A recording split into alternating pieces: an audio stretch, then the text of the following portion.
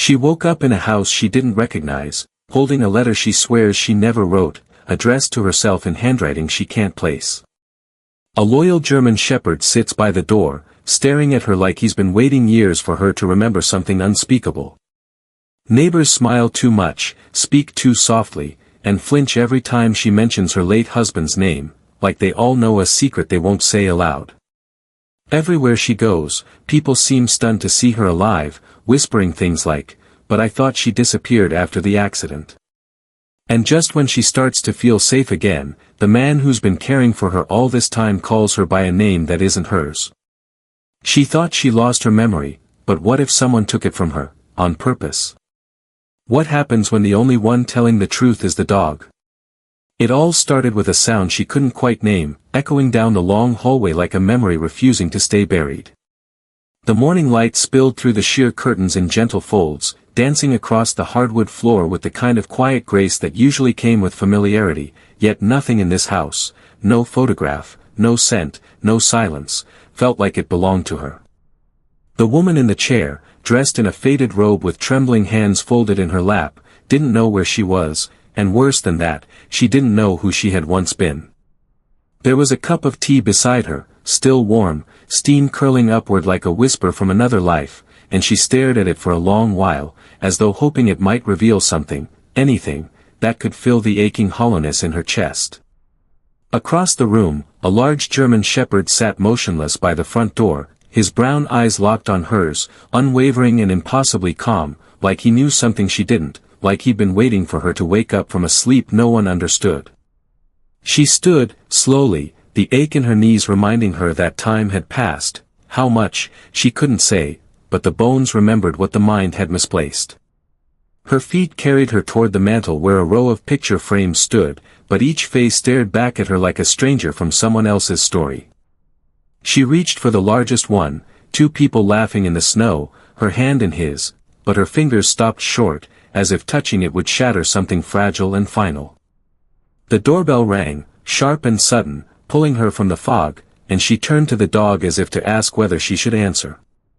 But he was already standing, ears forward, tail still, and in that moment, she felt something curious, not fear, but a strange kind of comfort, as though he'd faced this before, and would face it again, if he had to.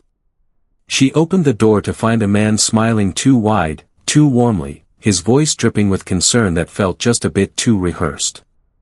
"Good morning, Mary," he said, handing her a paper bag filled with groceries, his fingers lingering on hers just a second too long. "You must have forgotten to eat again, lucky for you, I remembered." She blinked, startled by the name, unsure if she should correct him, or ask who he was and why he looked at her with such familiarity. He stepped inside like he belonged there, chatting about weather, appointments, vitamins, routines, things she had no recollection of but didn't dare challenge. He said his name was Harold, said he was a family friend, said he'd been helping her since the fall, though she couldn't recall any fall, or any Harold, or any family for that matter. She didn't know why she let him stay, why she didn't ask him to leave, but the dog stayed between them, never taking his eyes off the man for even a moment. Something about that made her trust the animal more than her own memory, which seemed to float just out of reach like the tail of a dream she could never quite catch. Later that day, while Harold napped in the recliner as if he lived there, she wandered into the backyard. There, beneath a maple tree just beginning to turn for autumn, she found a single envelope buried in a bed of leaves. Her name was written on the front in slanted cursive, Mary Louise Dalton, but the ink was old, the paper worn, and inside there was only one line written in a hand that sent a shiver down her spine. "If you're reading this, it means he's already started lying again." She turned toward the house, her heart pounding now, the breeze colder than before, and saw the dog staring at her through the window. And for the first time that day, she realized, he hadn't once wagged his tail since Harold arrived. Her voice barely a whisper, she asked the dog, "What exactly is it you're trying to tell me?" The dog answered her question not with a bark, nor with a whine, but by standing slowly and walking toward the front gate with the deliberate weight of someone who had made this journey many times before. His movements were calm, almost ceremonial, as though he knew exactly where they needed to go and why it couldn't wait a moment longer. She didn't speak as she followed him, she couldn't, not with the envelope still in her hand and Harold's steady breathing behind her reminding her that questions had consequences now. The autumn air met her face with the kind of chill that stung more in the memory than in the skin, and as she stepped past the gate, a strange sense of familiarity crept up her spine, like her feet had done this walk 1,000 times, even if her mind refused to admit it. The dog took the lead down an old sidewalk cracked with time, lined with rusted mailboxes and faded welcome signs, where every house seemed to hold its breath as they passed. A few heads turned behind curtains, barely visible, as if the world around her knew something was happening and had chosen not to interfere, at least not yet. They stopped in front of a narrow storefront with peeling green paint and a neon sign that flickered to life just as she looked up, Daisy's Cafe, since 1962. She hesitated, unsure why her eyes welled up with tears at the sight of that name, but before she could find the words, the door opened from inside, and a woman with silver curls and a face lined by laughter stepped out, holding a coffee mug in one hand and surprise in the other. "My lord," the woman said, her voice cracking around the words like old glass, "Mary Louise Dalton, are you really standing in front of me again?" Something stirred in Mary's chest then, not recognition exactly, but the echo of it, like the feeling of an old hymn when you can't recall the lyrics but still hum along. The woman came closer, her hands trembling, as if she were afraid to touch her and wake up from whatever dream had wandered onto the sidewalk. "I saved your seat," the woman said, barely whispering, "every single Sunday, even after they said you were gone." Inside the cafe, everything smelled like warm biscuits and fried potatoes, the kind of scent that didn't just invite you in but wrapped itself around your bones and reminded you of mornings long before heartbreaks. The woman, who introduced herself as Daisy, guided Mary to a corner booth next to a window and set down a menu as though it were a photograph from another life. "You used to come in every Sunday at 8, Daisy said, wiping her eyes with the sleeve of her cardigan, "right after the service, same order every time, black coffee, 3 creamers on the side, and a slice of lemon pie." "Not apple." "Never apple." "You said apple was too proud of itself." Mary smiled, faintly, uncertainly, watching as Daisy chuckled through her tears, then walked to the counter to pour that very same coffee, as if no time had passed, as if the woman sitting in that booth hadn't disappeared 12 years ago like a ghost. The dog curled up beneath the table, perfectly still, his head resting on his paws, but his eyes never left the window. He was listening, waiting, guarding, not just her body, but perhaps the last threads of a memory too fragile to speak yet. Daisy returned with the coffee, her hands shaking only slightly, and placed it in front of Mary like a sacred offering, then hesitated before she sat down across from her, biting her lip like someone holding in a truth for far too long. "They said you had a fall," Daisy murmured, voice low. "They said you didn't remember anyone, anything, even yourself. But Mary, I never believed you forgot, not really. I think someone made you forget." The words hit harder than the chill of the door swinging open behind them, and Mary felt her hands tighten around the warm ceramic mug, though she hadn't realized they were shaking. "I kept something for you," Daisy added, reaching into her apron pocket and pulling out a folded photograph, its edges soft and worn. She laid it on the table gently, the way you would place a fragile relic or a long-lost secret. It was a picture of Mary and Daisy, laughing, younger, arms around each other in front of that same cafe, but there was something else in the photo that froze her breath. Behind them, in the reflection of the cafe's window, stood a man watching them, the same man now asleep in her living room recliner. "Do you remember him being there that day?" Daisy asked, voice tight with suspicion. "Because I swear to you, Mary, he wasn't." And Mary, still staring at the photograph, could only whisper one question. "Then how long has he really been following me?" "He's been around longer than you think," Daisy said softly, her eyes narrowing as she folded the photograph and slipped it back into her pocket with the care of someone tucking away a memory that had never truly belonged to her. Her voice trembled just enough to betray how deeply unsettled she was, and for the first time that morning, Mary felt the full weight of something she couldn't name pressing down behind her ribs like a truth that had been hiding in plain sight for far too long.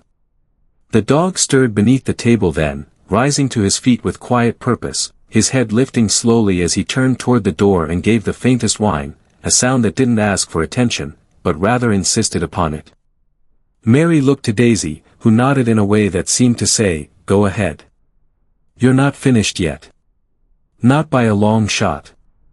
So Mary stood, unsure how her legs were moving with such certainty when her heart still felt like a shattered clock, ticking in uneven rhythms that had no memory of time. They stepped out into the late morning sun, the chill still clinging to the edges of the breeze, and the dog led them with steady, deliberate steps down a road she hadn't walked in what felt like decades. With each turn, something stirred deeper inside her, small flashes that sparked behind her eyes but vanished before they could settle into focus. A white fence. A red mailbox. The rustle of a sycamore tree bending toward the earth like it carried secrets in its roots. Eventually, they stopped in front of a building that rose slowly from the ground like a whisper of the past, long windows, brick walls softened by time, and the faint gold lettering above the door that read, Willow Street Library. Something in her chest tugged, almost like a voice calling her by name from the inside out, and without thinking, Mary reached for the door handle, her hand already knowing the weight of it before her mind could catch up. Inside, it smelled of paper and dust and lavender cleaner, an odd combination that somehow felt like home.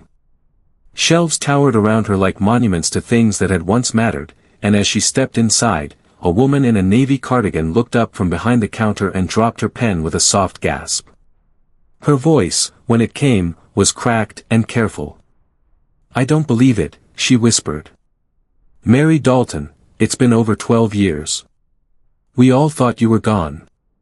Mary tried to speak, but her words caught somewhere in the space between memory and silence, so instead, she looked around at the aisles, letting her feet carry her toward the back, drawn not by thought but by some quiet thread pulling her forward.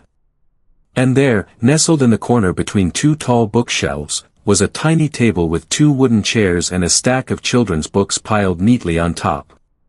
She ran her fingers across the table's worn surface, pausing on a spot near the edge where a heart had been carved into the wood, faint, childlike, and clearly old. The librarian approached slowly, standing beside her, and said, "You used to sit right here every Thursday afternoon, reading to the kids from your own stories. You brought in your little manuscripts and let them be your editors. They adored you, Mary." Mary blinked, a tear sliding down her cheek before she even felt it coming, because she could almost hear laughter echoing from the walls, high-pitched voices asking her to read the one about the brave dog or the lost girl or the old train that found its way home. The librarian reached into the shelf behind her and pulled out a thin, laminated book, handing it to her like it was something sacred. It was titled The Quietest Tree in Town by M. L. Dalton. On the cover was a watercolor painting of a girl sitting beneath a tree with a German shepherd curled up beside her. She turned the pages slowly, hands trembling, and when she reached the last page, she saw something scrawled in small handwriting. "To my readers, if I ever forget who I am, promise me you'll help me remember. Love, Mary." Mary sat down slowly in one of the tiny chairs, no longer certain if she was mourning the life she lost or the life she had somehow forgotten to keep living. The librarian sat beside her, her voice softer now, more careful. "There was a man who used to come in asking about you after you stopped showing up," she said gently. "He said he was your cousin, that you'd moved far away.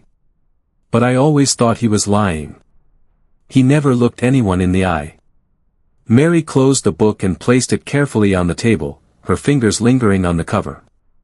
She looked down at the dog, who sat beside her chair, patient and still, like he was waiting for her to ask the question he already knew the answer to. So she did. "If I wrote those stories for children, why would someone try to erase them from me?" "Because stories can be dangerous things," the librarian said quietly, her voice catching like a thread snagged on the edge of a nail, especially when they carry the kind of truth some folks don't want remembered. She stood slowly, walking to the far end of the shelf, where the dust lay thick and undisturbed, and pulled down a box labeled Local Events, 2009. Mary watched her movements closely, not because she expected answers, but because something inside her recognized that box, not its contents, but its presence, like a name you can almost recall, resting just out of reach on the tip of your soul. She opened the lid with care, sifting through old newspaper clippings and handwritten notes, until she found a folded yellow flyer, its edges curled from years of quiet waiting. She handed it to Mary without a word, and as Mary unfolded it, the breath caught in her throat. It was an announcement for a children's reading event titled, A Day with M.L. Dalton, scheduled for the same day she supposedly vanished. The librarian sat back down, her fingers laced tightly in her lap, as if holding herself together by sheer force of will. "You were supposed to read from your new story," she said, not looking up. "The one you said was too important to leave unpublished. You said it was based on a real event. Something you'd kept quiet for years." Mary didn't speak, not yet, because her hands were trembling now, and that feeling, the one that started in the cafe and followed her through the library, had begun to settle like a slow, icy bloom inside her chest. She didn't remember the story. But something about the way the librarian looked at her, both afraid and hopeful, made her understand that the story, whatever it had been, wasn't fiction at all. The dog stood again, his eyes moving toward the door, tail low, body tense, and Mary knew it was time to go, even if she wasn't sure where the path would lead next. She thanked the librarian with a soft hand on the shoulder, promising to return, though neither of them knew if that was a vow or a prayer. As they stepped outside, the air felt heavier than before, like it had questions of its own, and even the trees swayed as if they were eavesdropping. They walked past the schoolyard where empty swings creaked in the breeze, past the shuttered candy shop that once filled Saturday mornings with laughter, until they reached a narrow alley between two houses, half hidden by overgrown hedges. The dog stopped there, paw resting on the lowest brick of an old wooden gate, and Mary felt something shift behind her ribs. She pushed the gate open slowly, revealing a backyard choked with ivy and silence, the kind of silence that lives in places long forgotten. A rusted patio table stood in the center, surrounded by folding chairs, and hanging from the wall of the house was a wind chime made of spoons, turning gently in the air. The back door creaked open with a sound that made her flinch, and out stepped an elderly woman in a long navy shawl, her face pale as candle wax, and her mouth trembling like she'd seen a ghost walk into her garden. "Mary," the woman whispered, taking 2 cautious steps forward. "Is it really you?" Mary nodded, unsure whether to speak or stay still, because something about the woman's eyes, those tired, familiar eyes, stirred an ache she couldn't quite name. "I never stopped writing to you," the woman said, holding back tears. "I sent letters to every address I could find, even after they said you were dead. I thought, maybe you just needed time." They sat together beneath the awning, the dog curling up beside Mary's feet once more, and the woman, whose name, it turned out, was Lillian, brought out a box of old letters, each one addressed in Mary's own handwriting but never sent. They were unsent drafts, filled with half-finished sentences, abrupt endings, and in one, a phrase underlined 3 times. "They won't let me publish it. They're watching me now." Lillian turned toward her then, voice shaking with the weight of something that had gone too long unspoken. "You said someone in town was hiding things. That if the truth came out, it would ruin them. But you never told me who." "Why, Mary? Why wouldn't you tell me who it was?" "Because I couldn't prove it back then," Mary said, her voice low and heavy with something that felt older than her bones, older than the dust on those forgotten letters or the silence that had followed them. The words came out slowly, almost reluctantly, as if speaking them aloud might give them power again, power to stir up what had once been buried deep enough to sleep undisturbed. Lillian didn't speak, not at first, but the way she reached across the table and gently laid her hand over Mary's spoke louder than anything words could manage. The breeze shifted, lifting the edge of the shawl from Lillian's shoulder, and with it came the distant sound of church bells ringing in the next town over, their echoes soft and solemn, like a memory dressed in Sunday clothes. Mary stared out across the garden, watching how the light filtered through the maple branches, and something about the way the shadows danced on the bricks made her chest tighten in a way she didn't understand, like her body remembered something her mind still couldn't grasp. "There were pieces missing," she continued, more to herself than to anyone else, "pieces I couldn't get to fit no matter how I turned them. Names I didn't recognize. Places that felt familiar for all the wrong reasons. And then he came along. Harold. The name lingered in the air like smoke that refused to clear. Lillian drew in a sharp breath, her fingers pulling back slightly, just enough for Mary to notice. "You knew him?" Mary asked gently, and Lillian's lips pressed together as though holding back something sharp and bitter. "He came around after the accident," Lillian finally said, her voice barely above a whisper. "Said he was trying to help you, said you'd been through a terrible shock. But something about him never sat right with me, Mary. He knew too much about your habits, your schedule, your fears. Things I didn't even know, and I've known you 50 years. Mary nodded slowly, the weight in her chest now unmistakable, and she glanced down at the German shepherd, who was once again watching her with that silent, unwavering gaze. For a brief moment, she felt ashamed that she had trusted Harold so easily, so completely, just because he had shown up with groceries and a soft voice, just because he claimed to care. But sometimes, she thought, the worst kind of evil doesn't kick down the door, it sits on your porch with a kind smile and waits for you to open it.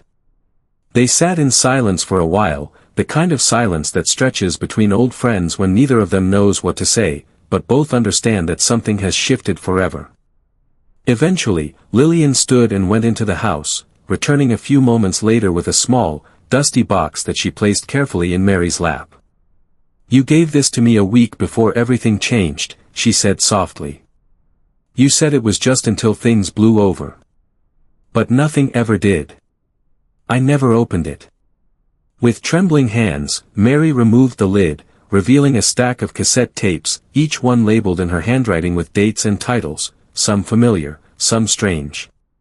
But near the bottom of the stack was one tape unlike the others, wrapped in a square of flannel and marked with only 2 words, "For later." She held it for a long time, staring at the words like they might unlock something, anything, from the locked rooms inside her memory. The dog let out a low, almost imperceptible whine, and she looked at him, then at Lillian, then back at the box. "I think these were meant to help me remember," she said quietly. "But now I wonder, what exactly was I trying to forget?" Lillian turned away then, walking slowly toward the edge of the yard where a narrow gate led to a small dirt path, mostly hidden by vines and the passage of time. She stood there for a long moment, and then she spoke without turning around. "There's someone else you need to see," she said, her voice trembling but sure. "Someone who knows what happened to you, and why." Mary stood, the dog already moving ahead of her, and as she stepped through the gate and onto the path, 100 questions burned in her mind, all of them pressing against her heart with a mixture of fear and hope. She followed the path in silence, through a patch of wildflowers and past the creek where she used to sit and read as a girl, until it opened onto a narrow lane leading toward the edge of town.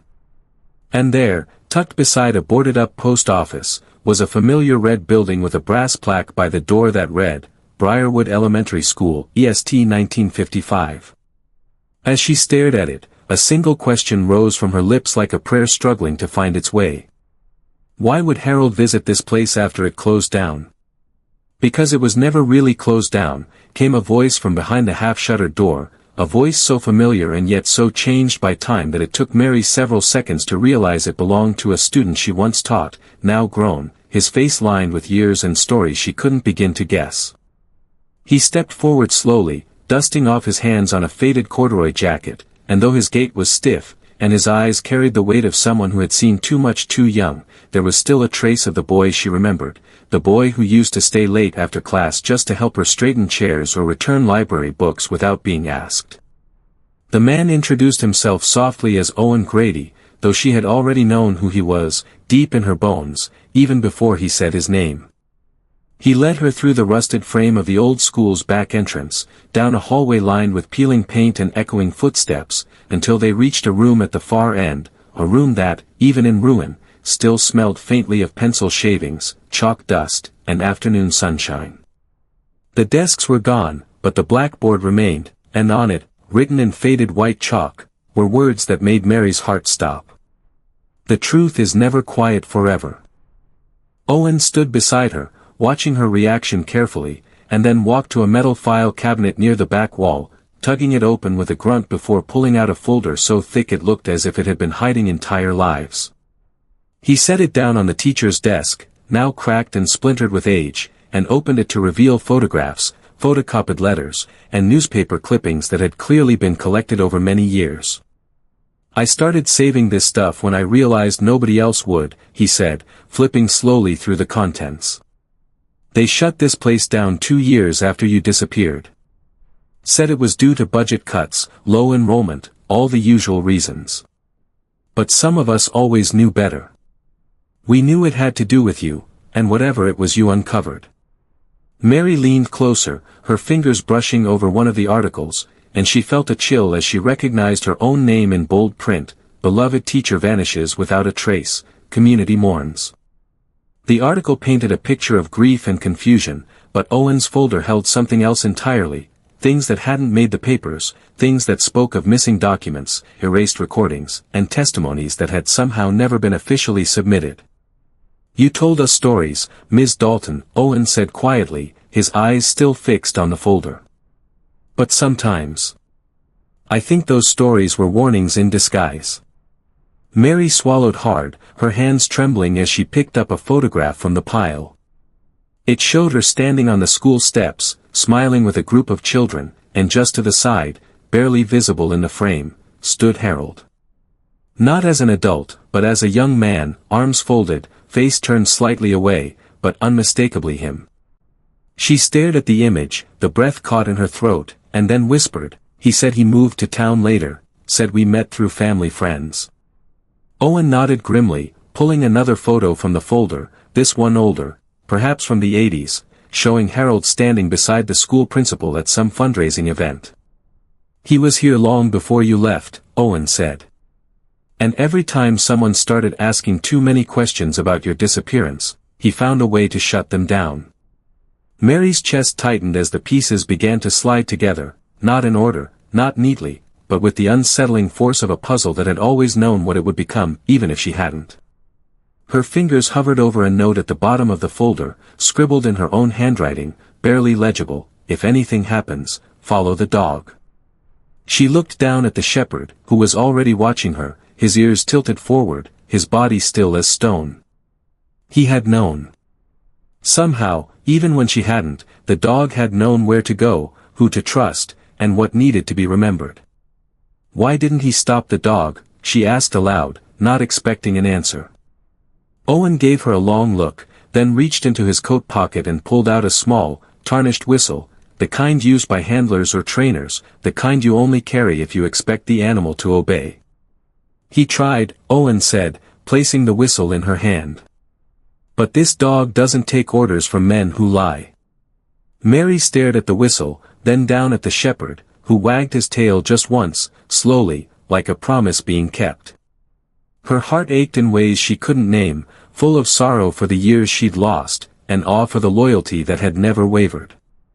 Then, from somewhere down the corridor, a door creaked open, and faint footsteps echoed in the darkness.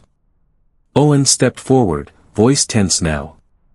"There's something else you need to see," he said. "Someone who's been waiting for you longer than you know."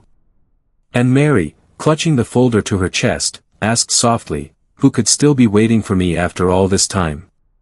"There's only one person who ever refused to believe you were truly gone," Owen said gently, his voice reverent in the long, quiet hallway that still echoed with the laughter of children long grown and the ghosts of conversations too sacred to forget. He motioned for Mary to follow, and she did, slowly, cautiously, her heart thudding not with fear, but with a strange, overwhelming sense that she was walking towards something far greater than an answer. The dog stayed close to her side, each of his steps careful and deliberate, like he understood this wasn't just another place from her past but a threshold, a doorway between all she had once been and all she was about to become again. The hallway narrowed and dimmed, the light filtering through stained windows that painted the floor in blues and golds like the inside of an old cathedral, and for a moment, Mary felt like a girl again, unsure of the world, but full of wonder just the same. At the end of the corridor, Owen paused before an old supply closet, one she remembered locking hundreds of times as a teacher, a place that once held chalk, lesson plans, extra rulers, and yet now, it held something else entirely.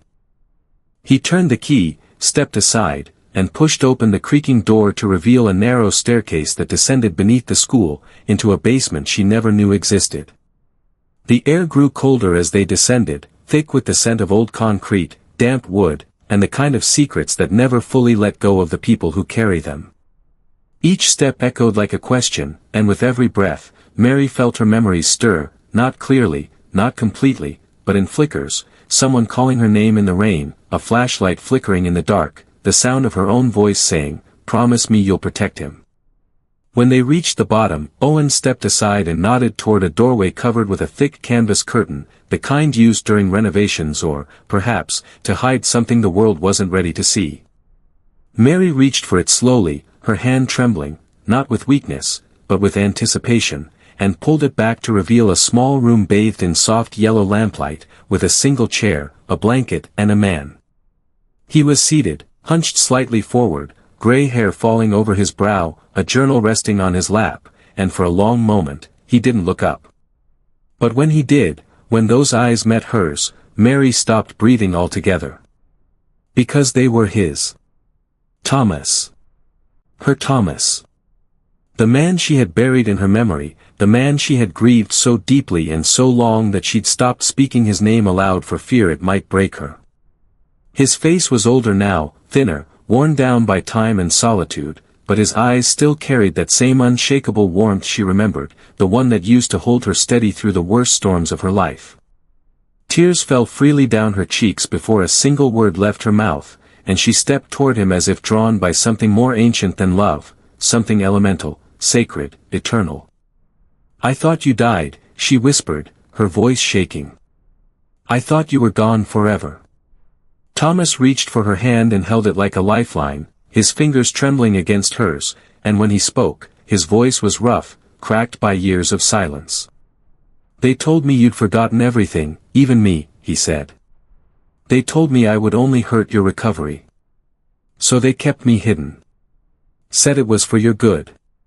Mary turned to Owen, stunned, trying to process the meaning of what she'd just heard, but Owen shook his head, his voice low and bitter. "They didn't hide him for your healing," he said. "They hid him because he knew the truth. And because he wouldn't stop looking for you." Thomas held her hand tighter then, as though afraid she might slip away again, and something in Mary's chest cracked wide open, letting in all the grief, the love, the years that had been stolen from them both.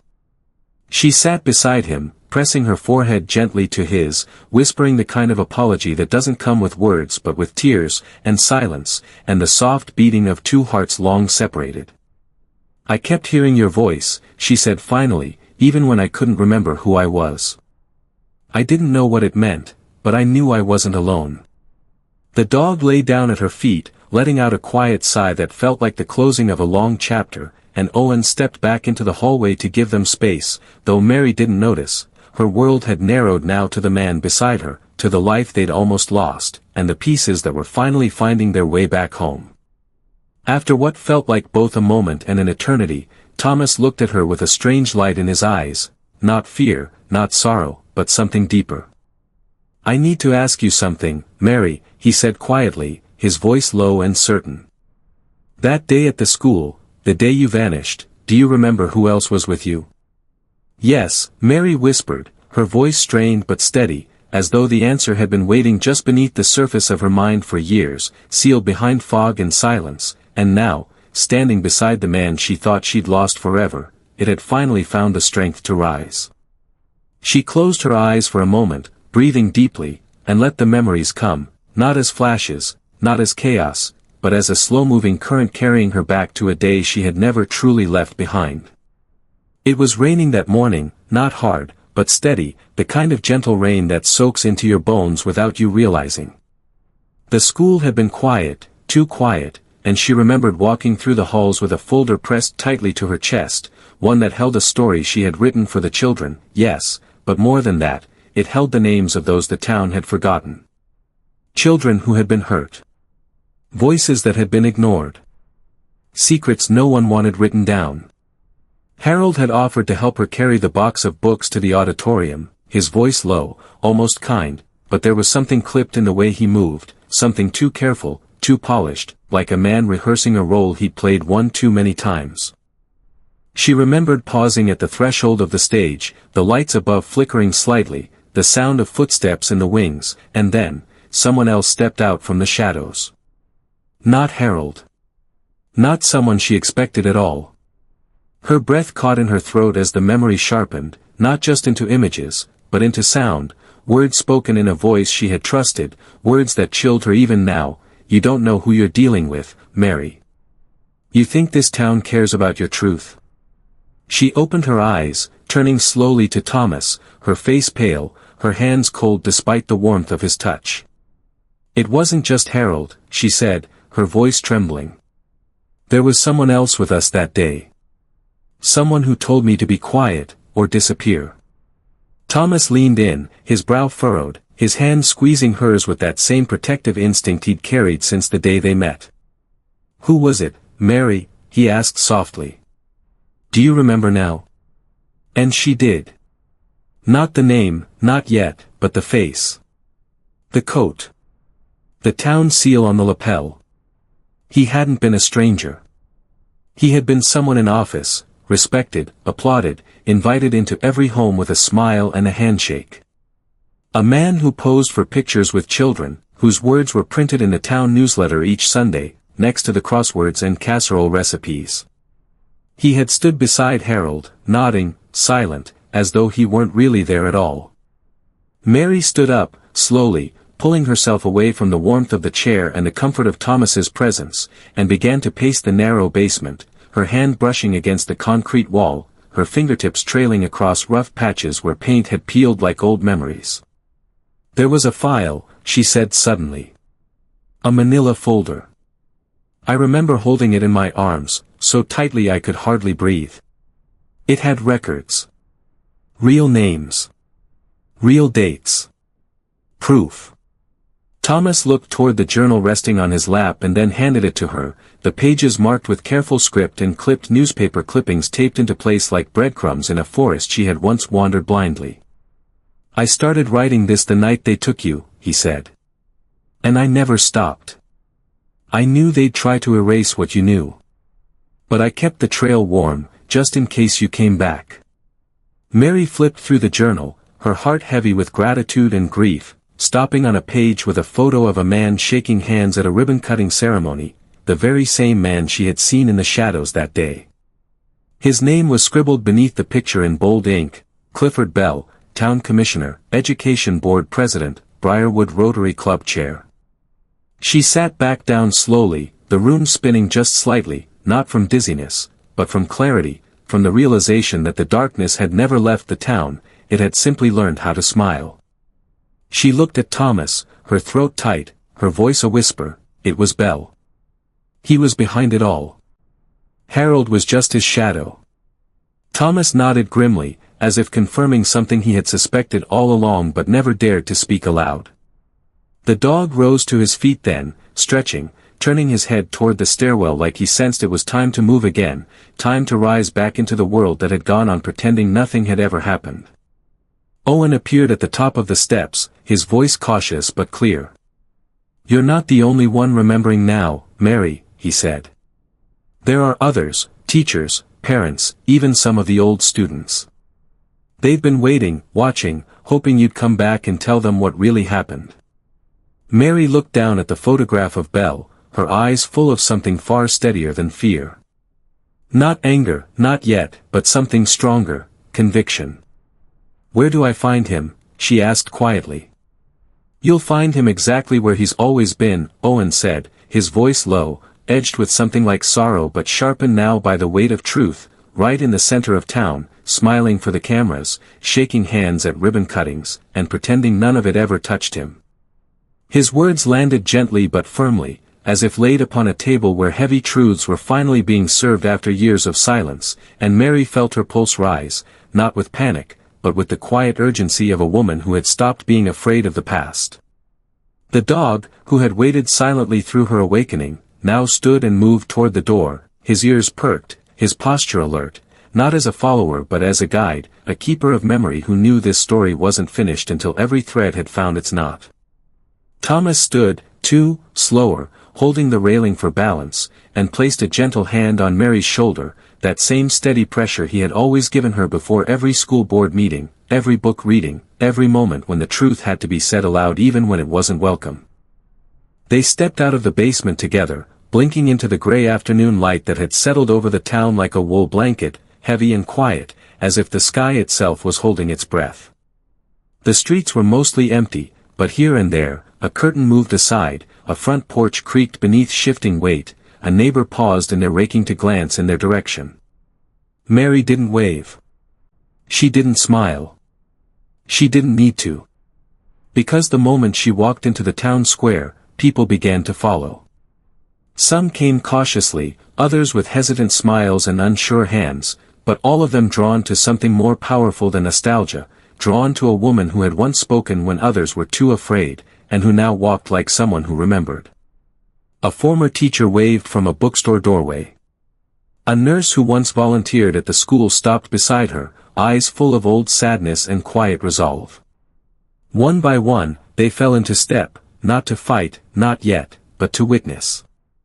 The steps of Town Hall loomed ahead, wide and whitewashed, the columns proud and clean as ever, like they had never stood in the shadow of betrayal.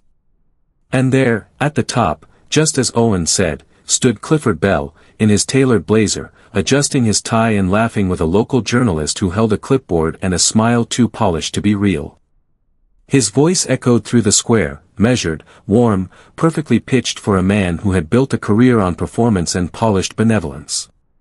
But when he saw her, when he saw Mary Dalton standing there, alive, awake, and walking with a dog whose gaze burned through flesh and memory alike, his voice caught mid-sentence, and for just a moment, a flicker of something ugly passed over his face. Not fear. Not anger. But recognition. "Miss Dalton," he called, summoning the charm that had fooled generations. "What an unexpected surprise. I heard you'd been recovering. How wonderful to see you out and about again." She didn't answer, not yet. She climbed the steps one at a time, the dog beside her, the journal tucked beneath her arm, and the weight of a town's forgotten conscience in her wake. When she reached the top, she stopped just a few feet away from him and studied his face, her eyes tracing every line that power had carved over time. "You used to be a man who handed out awards to children for writing poems about honesty," she said quietly. "Do you remember that?" Bell gave a small chuckle, something rehearsed and meant to disarm. "Of course," he said. "We believed in encouraging moral values in our youth. You were part of that, Mary. A cornerstone." She held up the journal then, open to the photo of him beside Harold at the school fundraiser, her fingers steady, her voice calm. "And is that what this was?" she asked. "You encouraged Harold to falsify student records? You funded programs that never existed? Or was that just another lesson in morality, one we weren't supposed to read too closely?" The journalist lowered his clipboard, eyes narrowing slightly, sensing something was wrong. Bell shifted his stance, cleared his throat, but his words faltered now. "You've misunderstood a great many things. You've been through a terrible ordeal. No one holds that against you."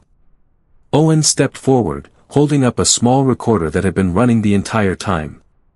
Behind them, the townspeople had begun to murmur, not loud, not angry, but persistent, like wind in trees just before a storm breaks open. Mary's voice didn't rise. It didn't need to. "I was never sick, Clifford," she said. "You knew that. You just needed me quiet. You let Harold play the part of caregiver, while you erased my name from every report I ever filed."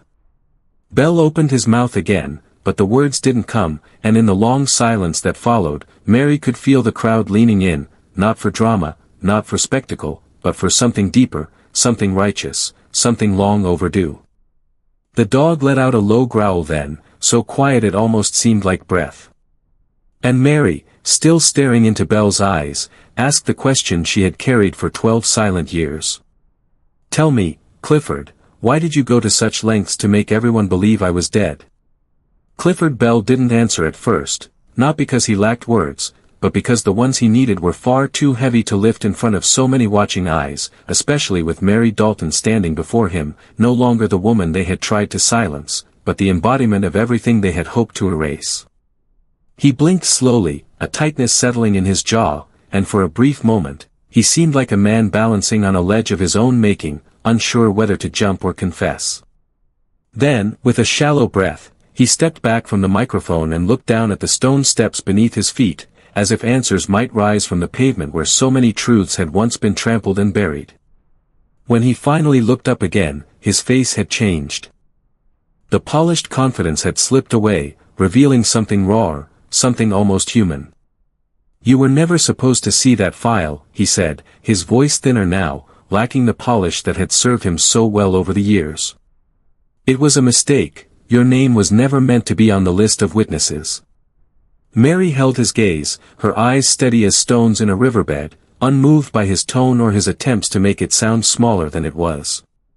Bell shifted again, the words coming faster now, like a dam had cracked inside him and the truth, long held back, could no longer be contained.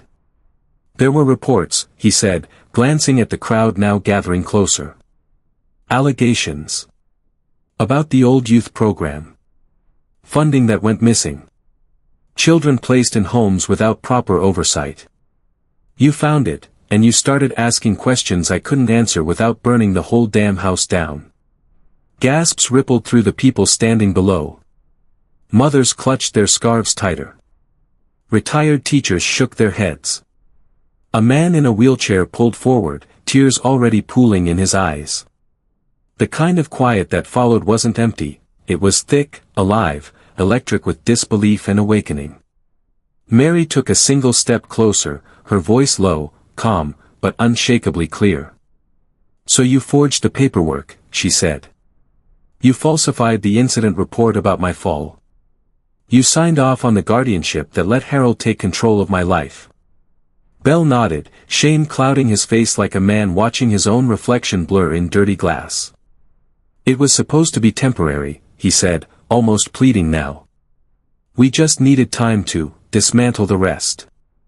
But then you disappeared for real. And he took more than we agreed." Behind Mary, Owen stepped forward, holding up the recorder again, not to threaten, not to punish, but to ensure every word spoken would now live forever, etched in sound, no longer subject to manipulation or revision.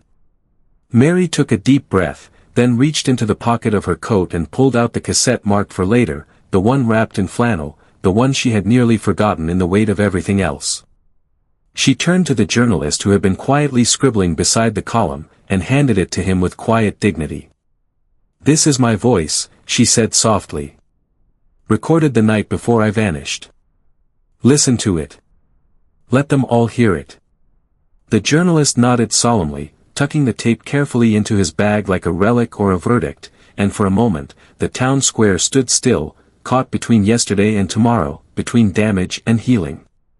Then, slowly, Mary turned back to the crowd, faces she had taught, loved, comforted, challenged, people who had known her as a teacher, a writer, a neighbor, and now, something else entirely.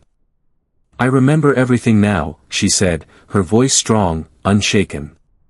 "And I'm not afraid anymore. Not of what happened. Not of who let it happen. Not even of what I lost." At her side, Thomas stepped forward, his cane planted firmly on the stone, his hand slipping into hers with the quiet strength of a man who had waited far too long to hold it again.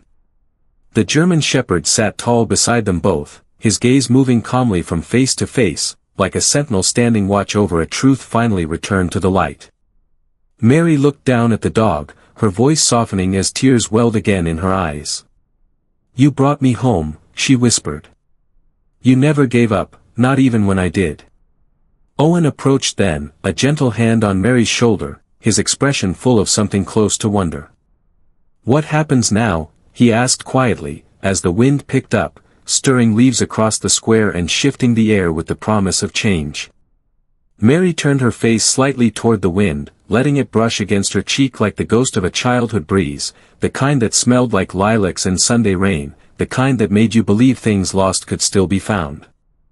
The town square behind her had gone quieter now, not out of fear, but out of reverence, like the air itself had understood that something sacred had just been returned to the world. Thomas squeezed her hand gently, and for a moment, that simple touch said more than years of silence ever could. The dog sat at their feet, unmoving, noble, watching it all like a sentry whose duty was almost done. And then, from somewhere behind her, quiet, hesitant, came the sound of footsteps. Light, measured, unsure. Mary turned.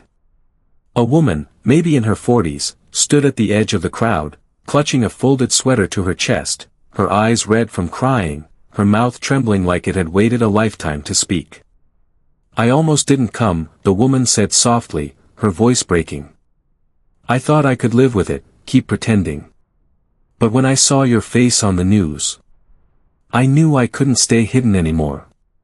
Mary didn't recognize her at first. Not the hair. Not the eyes. Not the voice. But something behind the woman's gaze, something in the shape of her sorrow, tugged at her memory like an old song played on a familiar piano. The woman stepped closer, lifting her hand slowly, as if reaching not just across distance but through years of fear, grief, and impossible hope. "My name is Emily," she said. "I was one of the children in the file you tried to protect." Mary's breath caught. Thomas froze. And the dog, he didn't growl, didn't move, just looked up at Mary like he already knew what she was about to hear. "I was adopted under a false name," Emily continued, tears now falling freely. "The people who took me, they weren't supposed to. But you found out. You tried to stop them." Mary felt her knees begin to buckle, and Thomas held her steady. "You disappeared the day before you were going to testify," Emily said, her voice cracking like old wood. "And when you were gone, the case disappeared with you." For a long, agonizing moment, Mary couldn't speak. Her mouth moved, but no sound came, not because she didn't believe it, but because she did. More than anything. Then Emily reached into her pocket and unfolded a tiny, weathered photograph. A young girl, maybe 8, in a yellow raincoat, holding hands with someone cropped out of frame. "I found this in one of your old storybooks," she whispered. "I didn't know what it meant until I saw the dog." Mary took the photo with trembling fingers. And there, just barely visible along the bottom edge, was her own handwriting, wobbly, hurried, but unmistakable. "Take her to safety. She's the key." Mary looked up, eyes wide. Emily was the reason she had been silenced. Emily was the truth they had buried. Emily was the child she had once promised to protect, no matter what it cost.